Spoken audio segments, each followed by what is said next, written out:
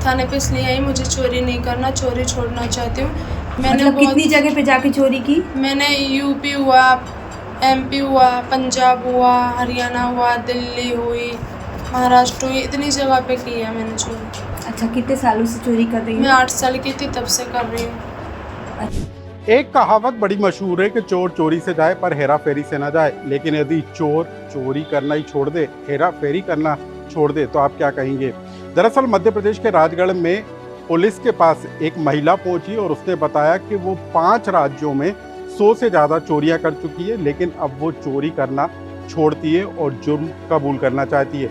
ना तो युवती के खिलाफ किसी थाने में FIR थी, ना पुलिस ने उसको नामजद किया, ना ही उसको गिरफ्तार करने के लिए पुलिस पहुंची थी। तो आखिर क्यों ये लड़की पुलिस के पास पहुंचकर कहती है कि अब वो चोरी नहीं करना चाहती?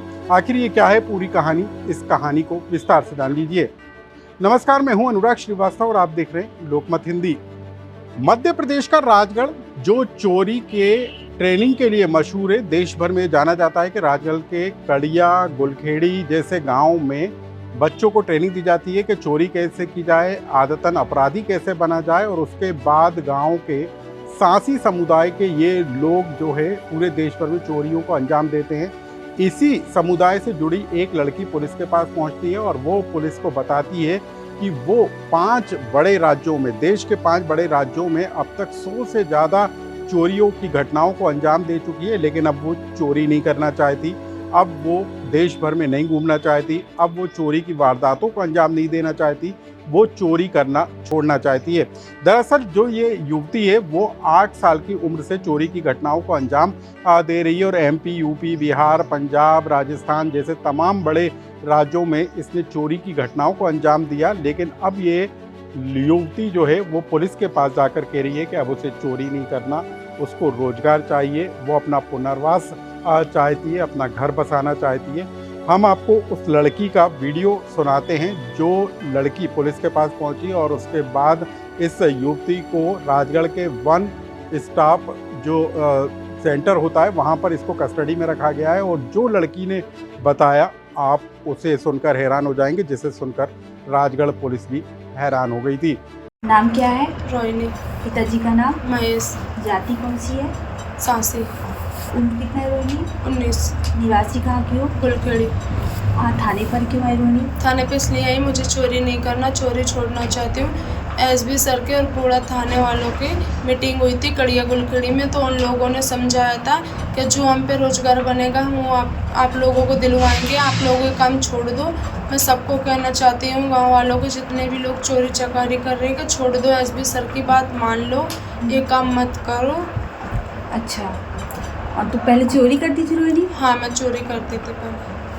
अब चोरी करना चाहती हो? नहीं, मैंने मतलब कितनी जगह पे जाके चोरी की? मैंने यूपी हुआ, MP हुआ, पंजाब हुआ, हरियाणा हुआ, दिल्ली हुई, महाराष्ट्र हुई, इतनी जगह पे की है मैंने चोरी। अच्छा, कितने सालों से चोरी कर रही हो? मैं 8 साल की थी तब से कर रही हूँ। अच्छा, और आप मतलब कितनी चोरी कर चुकी होंगी? 100 से ऊपर। 100 से ऊपर चोरी कर चुकी है। तो मतलब अब सर लोग के समझाने से चोरी नहीं करना चाहती? हाँ, जो SB सर ने समझाया वो मुझे समझ अच्छी लगी है। वो SB सर जो समझा रहे हैं वो सही समझा रहे हैं। मैं सब गांव वालों को बोलना चाहती हूँ कि जो SB साहब कह रहे हैं वो बात मानो, आप लोग ये चोरी चकारी छोड़ दो। मतलब किसके कहने पे चोरी करती? मैंने अपने घर वालों के, अपने मम्मी पापा के कहने पे। अच्छा, और तुम्हारे साथ और कोई जाता था रोहिणी, मतलब चोरी करने? जाते थे पर मुझे पता नहीं है इतना तो कि कौन लोग थे ये।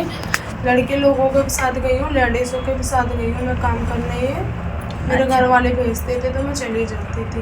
मैं अब छोड़ना चाहती हूँ ये काम, मुझे इस काम की सज़ा मिलना चाहिए, पर मैं अब आइंदा से ये काम नहीं करूँगी। अच्छा, उन लोगों को भी समझाई देना चाहती हो कि चोरी नहीं करना चाहिए? हाँ, मैं सबको समझाती हूँ कि SB सर जो बोल रहे हो उसका कहना मानो सर का।